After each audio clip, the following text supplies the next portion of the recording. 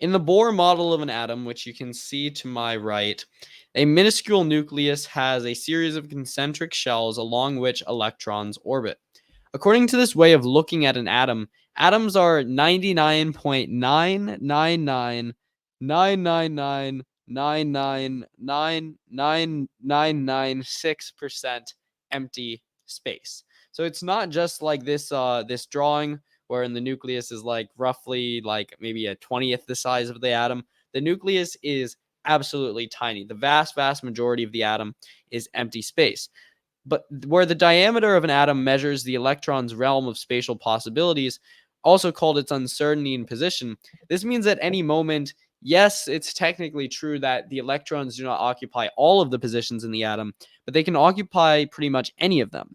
So the patterns of the positions at which it is likely to define the energy level of an atom. In general, the first shell has 2 electrons, the second has 8 electrons, the third has 18 electrons, and so forth in its valence shell. However, according to the quantum mechanical model of the atom, the electrons do not orbit in exact circular paths around the nucleus, but they actually form an electron cloud. They have a range of positions likely for each valence shell, and therefore exist not as particles, but as waves of likely spatial distributions. As we've observed when quantum particles are not registered, they exist in this abstract space of potential. This is the same thing that's happening with the atom. The wave has a great extent, whereas the electron may as well be a point particle with almost no spatial extent compared to the atom. As physicist Nick Herbert says, for the electron considered as a particle, the hydrogen atom, and all atoms for that matter, are mostly empty space. However, considered as a wave, the realm of possibilities, the electron fills its atom brim to brim. The electron is physically smeared out across its realm of positional possibilities.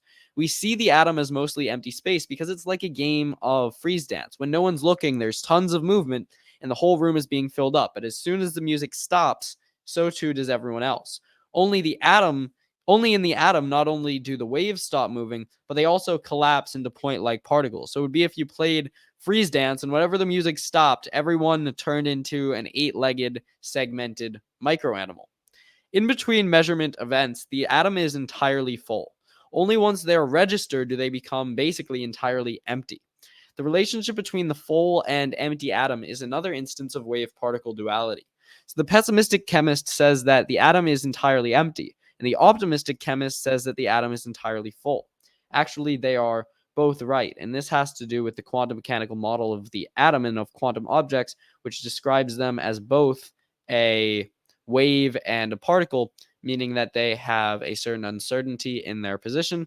And so their positional possibilities are smeared out across the entire atom, but their positional actualities are still essentially don't occupy much space. So thank you. Take care. God bless.